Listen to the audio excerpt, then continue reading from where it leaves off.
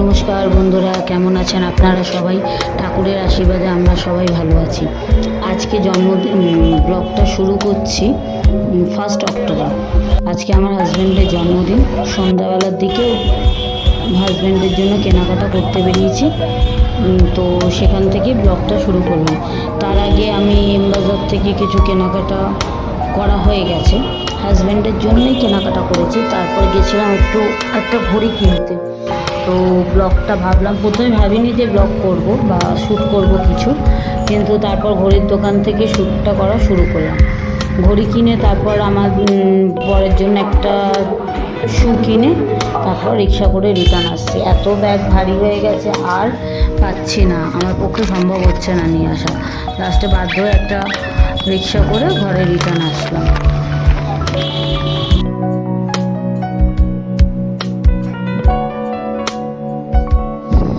ঘরে এসে হাজব্যান্ড চলে এসছে। হাজব্যান্ড মানে আর কি অফিস থেকে রিটার্ন এসে ফ্রেশ হতে বাথরুমে গেছে। সেই ফাঁকে আমি বিছানার ওপর ওর বার্থডে সারপ্রাইজটা পুরো ভালো করে সাজিয়ে দিচ্ছি, যাতে ও ঘরে এসে তো দেখতে পারে। আর তার মাঝখানে আমার 2 ছেলের হাতে একটু কোল্ড ড্রিঙ্কস ছিল, অ্যাজ ইউজুয়াল ফেলে দিয়েছে। তো ওটাকে ওকে নাবিয়ে, ছোটোটাকে নাবিয়ে আবার মুছে আবার সাজানো শুরু করলাম। এই ঘড়িটা কেনার থেকে ব্লগটা শুরু করেছি। তো এই যে ভালো করে সাজিয়ে দিচ্ছি, সাজিয়ে দিয়ে এবার দেখাচ্ছি। একটা জুতো দিয়েছি, একটা গেঞ্জি দিয়েছি, 2টো শার্ট দিয়েছি, 2টো ট্রাউজার প্যান্ট দিয়েছি, স্যান্ডো গেঞ্জি, ঘড়ি, পারফিউম, সক্স, হ্যাঁ, তারপর আন্ডারওয়্যার, সব কিছু, ইচ অ্যান্ড এভরিথিং, শু, সব কিছু দিয়েছি। তারপর কি করলাম, ঘরটা বেডরুমটা অন্ধকার করে আমি আমার মতো চলে গেলাম। ছেলে দুটো এখন খুব এক্সাইটেড। আমার এখন ছোটোটা তো বোঝে না, বড়টা খুব এক্সাইটেড। ও বলছে, পাপা এই যে তোমার সারপ্রাইজ দেখো, ঘড়ি বলে দেখাচ্ছে, সব কিছু দেখাচ্ছে। তারপর আমার হাজব্যান্ড দেখে চলে গেল। তারপর আমি এসে গুছিয়ে দিলাম। তারপর আমাদের অ্যাকচুয়ালি একটু বেরোনোর প্ল্যানিং ছিল, বাইরে খেতে যাওয়ার, কিন্তু আমার হাজব্যান্ডের ঠিক বেরোনোর মুখেই একটা সমস্যা এসে গেল, অফিসিয়াল একটা কাজে সমস্যা এসে গেছে। তার জন্য আমার হাজব্যান্ডকে বেরিয়ে যেতে হলো। না হলে ভেবেছিলাম কেকটা আমরা রেস্টুরেন্টে খাওয়া দাওয়া করবো আর ওখানেই কেক কাটবো, কিন্তু আর হলো না। লাস্টে শেষমেশ অনলাইনে অর্ডার করে একটা শেষ রাতে একটা কেক অ্যারেঞ্জমেন্ট করলাম। সেই কেকটা হাজব্যান্ড এসছে প্রায় ধরুন ওই 11:30টার পরে।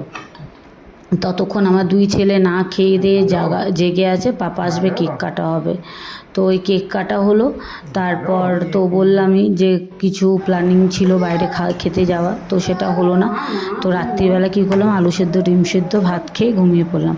এটা হচ্ছে নেক্সট দিন সকালবেলা, মানে সন্ধ্যাবেলার দিকে আর কি। সকালবেলা আমার হাজব্যান্ডের যেহেতু মাসের প্রথমে খুব চাপ থাকে, তো চলে গেছিলো। তো যেহেতু আমরা বেরোতে পারিনি, তো ভাবলাম যে হাজব্যান্ডকে একটু মটন খাওয়াই, কারণ আমি তো নবরাত্রি মানি, 9 দিন আবার কিছু খাবো না। আর 3 তারিখ থেকে আপনার আবার শুরু হয়ে যাবে। এটা হচ্ছে 2 অক্টোবর বানাচ্ছি, তো 3 তারিখ থেকে নবরাত্রি শুরু, তো আর খাওয়া যাবে না, সম্ভব না। তো সেই জন্য ভাবলাম যে একটুখানি মটন করে নিই।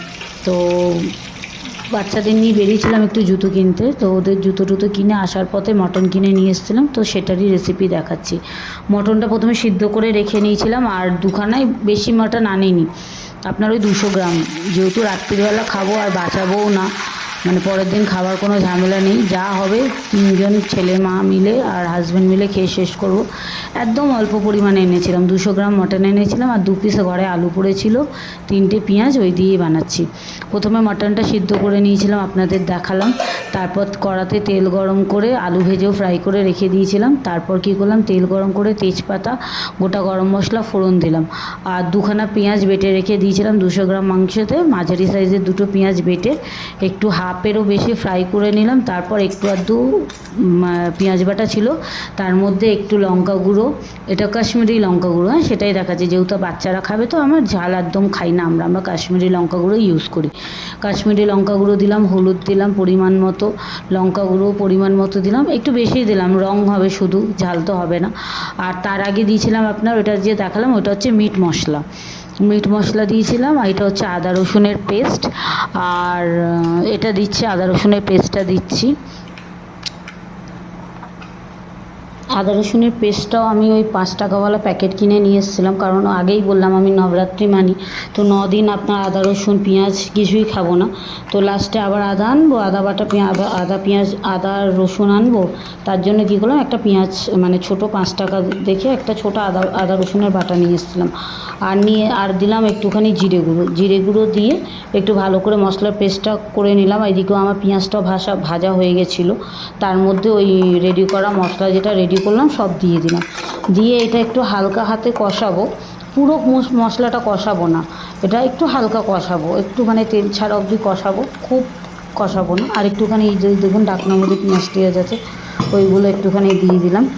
দিয়ে এবার মিক্সির যে বাটিটা আছে ওর মধ্যে একটু মশলা ভালোই লাগানো ছিল, তো কী করলাম, ওইটাকেও ধুয়ে দেবো। তো নর্মাল জল না দিয়ে মাংস সেদ্ধর জলটা দিয়েই ধুয়ে ওর মধ্যে দিয়ে দিচ্ছি। এবার মশলাটা একটু হালকা ফ্রাই করব, মানে একটু হালকা, বেশি না, বেশি কষাবো না মশলাটা, কারণ মাংস দিয়েও আবার আমার কষানো আছে। তো সেই কারণে একটুখানি ওটাকে গরম হতে দেবো, একটু ফ্রাই করব।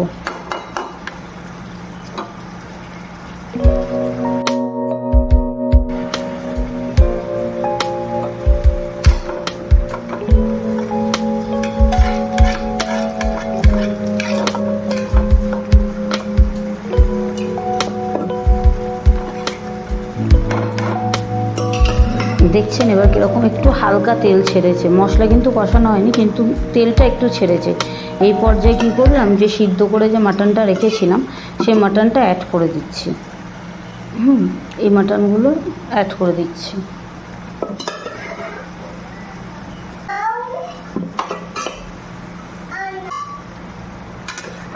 মাটন অ্যাড করা হয়ে গেছে। এবার মশলার সাথে ভালো করে মাটনটাকে একটু মিশিয়ে এবার মাটনটাকে ভালো করে কষাবো, একদম তেল ছাড়া অবধি ভালো করে কষাবো।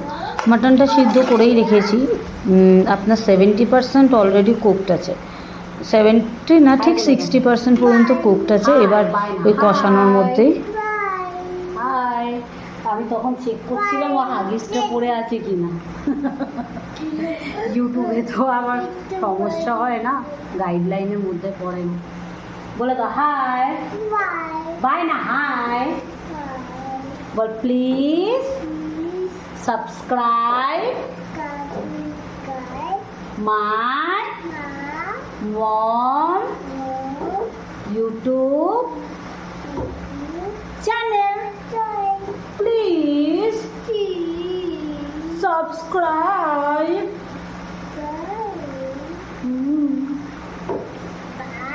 Please follow my mom Facebook ID, please clap A B C D E F G বলো তো বাই, সি ইউ। হ্যাঁ, আপনারা যে লাস্টে একটা সি ইউ শোনেন আমার ব্লগে, আপনারা যে একটা সি ইউ শোনেন আমার ব্লগে লাস্টে, আমি যখন বলি সি ইউ, এটা হচ্ছে আমার ছেলেরই একটা, কিছুক্ষণ আগে আমি করছিলাম, তো সেটা আমার ছেলেরই একটা ওয়ার্ড। ও যখনই কাউকে টাটা বলবে, tata bye bye see you, দেখবেন। শুভম বলে দাও টাটা, বাই বাই, তারপর সি ইউ বলো, সি ইউ। যতক্ষণ মটনটা আমি কষাচ্ছিলাম ততক্ষণ ওই ছেলের সাথে কথাবার্তা বলছিলাম, মানে আমি যখনই রান্না করব, রান্নাঘরে রান্না করব, বাসন মাজবো, যা করব, কিচেনে যদি কোনো কাজ থাকবে, ও কী করবে, চেয়ারটা ঠেলে চেয়ারের মধ্যে দাঁড়িয়ে থাকবে, কনস্ট্যান্ট আমার পাশে দাঁড়িয়ে থাকবে, আমার হাতে হাতে হেল্প করার চেষ্টা করবে। ঠিক আছে, এই পর্যায়ে দেখুন মাংসটা অলরেডি কষানো হয়ে গেছে। এবার আমি নুন অ্যাড করে দিলাম, নুন অ্যাড করে একটুখানি আবার কষাবো, নুনটাকে ভালো করে মিলিয়ে নেবো, মিলিয়ে কষাবো।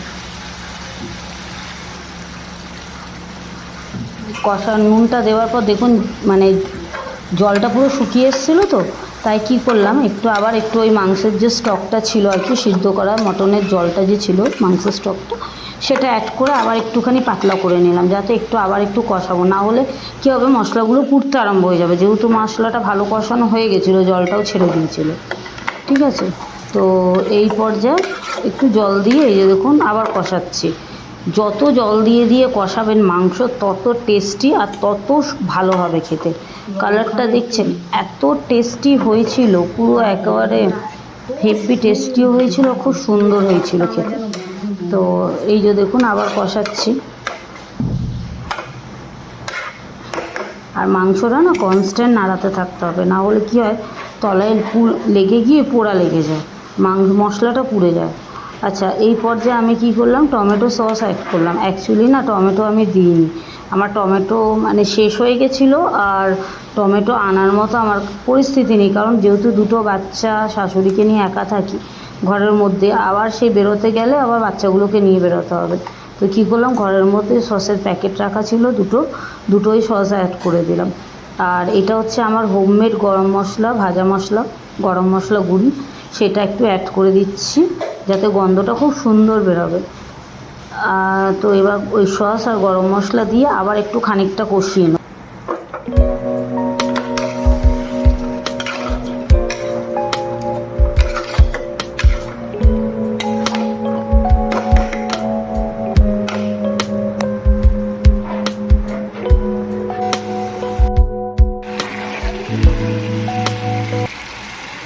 দেখছেন খুব সুন্দর কষানো হয়ে গেছে, একদম তেল ছেড়ে দিয়েছে, মাংসটাও খুব মানে পুরোপুরি সিদ্ধ, খুব ভালো কুকড হয়ে গেছে। তো এই পর্যায়ে এবার কি করব, মাংসের যে স্টকটা আছে মানে মটন সিদ্ধের যে জলটা আছে, আমি এই পর্যায়ে কি করব সেটা অ্যাড করব। আপনাদের একটু গ্যাস থেকে নামিয়ে দেখাচ্ছি, দেখুন কি সুন্দর তেল ছেড়ে দিয়েছে, আর কী কালার, রং দেখেই মন ভরে যাচ্ছিলো। তারপর এই যে দেখুন স্টকটা আছে, সেটা জলটা অ্যাড করে দিলাম, মটন সিদ্ধর জলটা। এবার এই পর্যায়ে কি করব, এটা একটু নাড়িয়ে দিয়ে তারপর ঢাকা দিয়ে এবার এটাকে কুকড হওয়ার জন্য ছেড়ে দেবো, জলটা একটু শোকাক তার জন্য এটা ছেড়ে দেবো।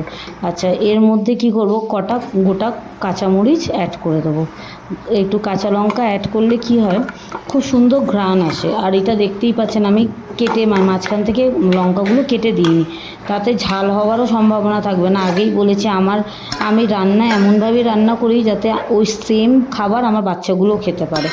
আমি খাবারে ঝাল দিই না, এর কালারের জন্য কাশ্মীরি লঙ্কা গুঁড়ো আর গোটা কাঁচা লঙ্কা দিয়ে রান্না করি। তো এই ক্ষেত্রে কি হচ্ছে, কাঁচা লঙ্কা গন্ধটাও এলো আর হচ্ছে আপনার ঝালটাও হলো না। এই যে দেখতেই পাচ্ছেন নাড়িয়ে এবার আমি আবার দেখছি, চেক করছি জলটা কত শুকিয়েছে না শুকিয়েছে, হয়ে এসছে অলমোস্ট আমার মাটন ডান। এবার আমি কি করলাম, ওইটা একটু ঢাকা ছাড়াই রেখে দিয়েছি যাতে আরেকটু জলটা হয়ে যাক, শুকিয়ে যাক। এই যে আমার মাটন রেডি। এবার আমি কি করছি, আমি বাউলের মধ্যে সার্ভ করে নিচ্ছি। মাংসটা যা টেস্টি আর যা সুন্দর কালারটা দেখছেন, ওফ জম্পেশ রান্না হয়েছিল, খুব ভালো লেগেছে আমার। আর আজকে আমি যখন আপনাদের এইটা আমি এডিটিং করছি, ভয়েস ওভার দিচ্ছি, এখন আমার নবরাত্রি চলছে, দেখে খেতে ইচ্ছা করছে। আমার দিদিকে আমি ফোনের মধ্যে বলছিলাম যে আমি একটা মাটন রেসিপি দিচ্ছি, দিদি বলছে এখন দিবি না প্লিজ, পরে দিবি, হ্যাঁ, না হলে ভিডিও দেখলে খেতে ইচ্ছা করবে। এই যে দেখতে পাচ্ছেন কি সুন্দর হয়েছে না কালারটা, যেরকম কালার সেরকম গন্ধ সেরকম টেস্ট।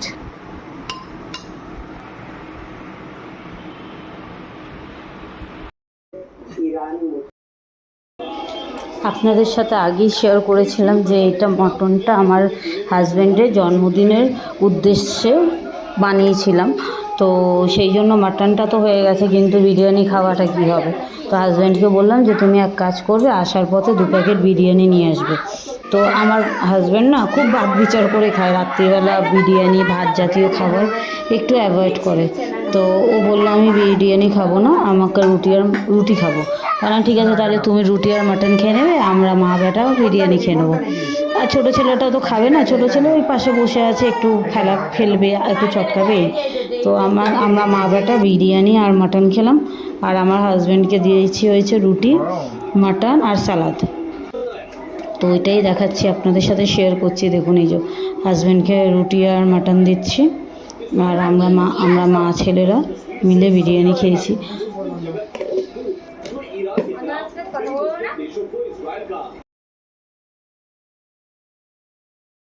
ছোটো ছেলে তো আর মাটন আর বিরিয়ানি খাবে না, আর আমার শাশুড়ি মাও মাটন বিরিয়ানি এইসব খাবে না, বা তরকারি রুটি উনি খেতে পারে না। তো সেই জন্য কী করেছিলাম, আমার শাশুড়ি আর আমার ছোটো ছেলের জন্য দুধ রুটি ভিজিয়ে রেখেছিলাম। তো আমার ছোটো ছেলে দুধ রুটি আর আমার শাশুড়ি দুধ রুটি, এই দুজন দুধ রুটি খেয়ে নিয়েছিল। আর আমরা এখানে 3 জন মাটন আর বিরিয়ানি আর আমার হাজব্যান্ড রুটি এই খেলাম।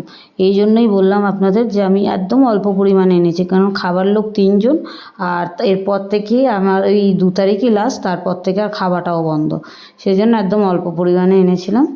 তো সেটাই খাওয়া দাওয়া, এখন হাজব্যান্ডের জন্মদিনের খাওয়া দাওয়া চলছে।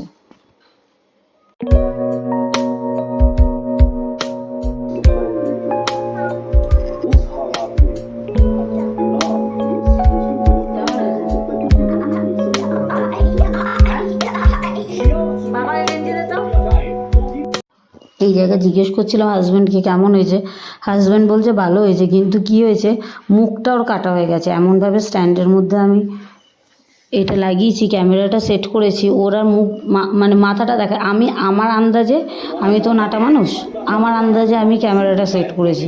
আমার মাথার থেকে বেরিয়ে গেছে যে ও তো লম্বা, আমার ক্যামেরাটা আরেকটু তুলতে হবে, বা ও ক্যামেরাটা খুলে ওর মুখের সামনে নিয়ে যেতে হবে। তো সেই জন্য আর ও কেমন হয়েছে ওর মুখ থেকে বলাটা আমি আর আপনাদের সাথে শেয়ার করতে পারলাম না।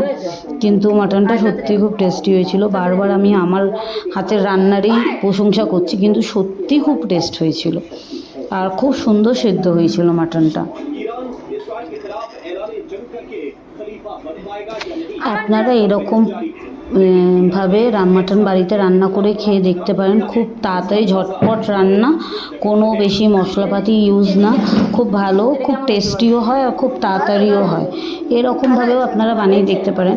আপনারা আমার থেকে অনেক ভালো বানাতে পারেন আমি জানি, কিন্তু আমি তাড়াতাড়িতে বা আমি এইভাবে বানাই, আর ভালো হয়। আপনারা চাইলে এইভাবেও বানিয়ে দেখতে পারেন।